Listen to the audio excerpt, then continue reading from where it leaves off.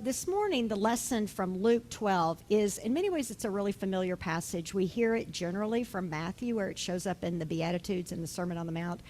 There are things that just go right over our head in the scripture because we're not living in first century Palestine and we don't get like innuendos and, things that we might throw out here like a white picket fence, right? That kind of just says something to us, or as Americans, apple pie.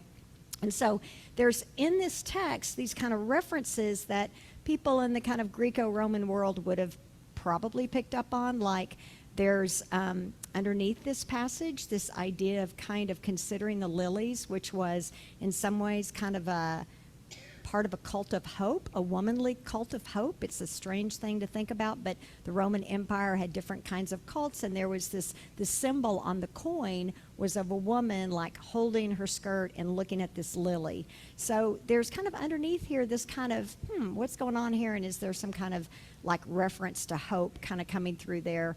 And then there's also like just the reality of where the gospel writer chooses to tell a story. Like in Matthew, comes right after you can't serve master and money, you can only serve one. And here it comes after this parable of the rich fool.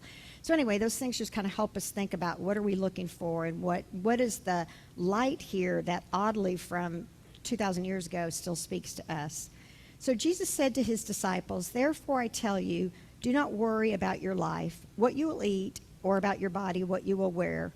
For life is more than food, and the body more than clothing. Consider," we talked about that's a really strong verb in Greek, "consider the ravens. They neither sow nor reap. They have neither storehouses nor barn, and yet God feeds them.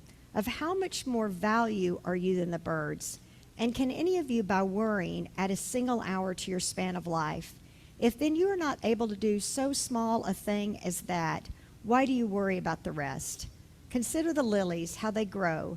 They neither toil nor spin. Yet I tell you, even Solomon in all his glory was not clothed like one of these.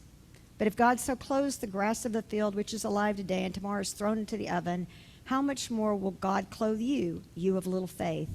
And do not keep striving for what you're to eat, what you're to drink. Do not keep worrying, for it is the nations of the world that strive after all these things, and your God knows that you need them.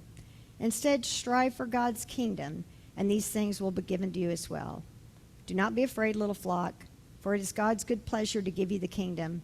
Sell your possessions and give alms. Make purses for yourselves that do not wear out, an unfailing treasure in heaven, where no thief comes near and no moth destroys. For where your treasure is, there your heart will be also."